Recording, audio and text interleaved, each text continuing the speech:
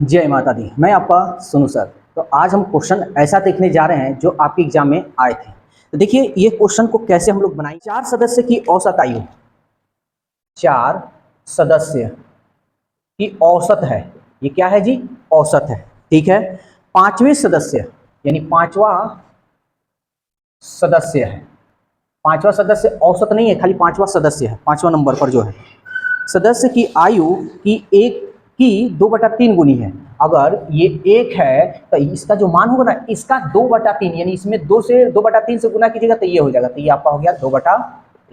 तो सबसे पहले आप बटा को हटाइए, तो हम क्या करेंगे? 3 से इसमें गुना करेंगे तो 3 एकम 3, तो ये हो जाएगा 2:3। अब हमको इससे कोई लेना देना नहीं है, मेन जो हमारा इस मान होगा ना ये वाला होगा। ठीक है, ये याद रखिए 4 सदस्य की औसत है और ये पांचवा सदस्य का मतलब पांचवा सदस्य ये है 3 है।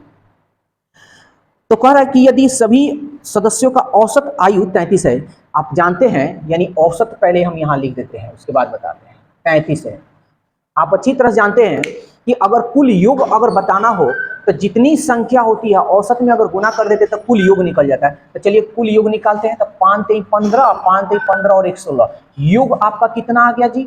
165। लेकिन यहाँ योग मत कर दिया, 3 और 2 5 मत कर दिया, नहीं तो हो जाएगा गलत। आपके मन में यही आ रहा होगा कि 3 और 2 5 यहाँ हो गया। नहीं, ये क्या है? आपका औसत है। तो कुल योग कितना हुआ था? 4 सदस्य है तो 4 से हम इसमें गुना करेंगे तो 4 दूनी 8। और ये तो पांचवा नंबर का सदस्य की औसत आयु दिया, पांचवा सदस्य की आयु तो दिया ही है। तो 8 और 3 टोटल आयु का योग कितना हो गया? 11। और टोटल आयु का योग कितना है आपका? 165। सवाल क्या पूछा है हमसे?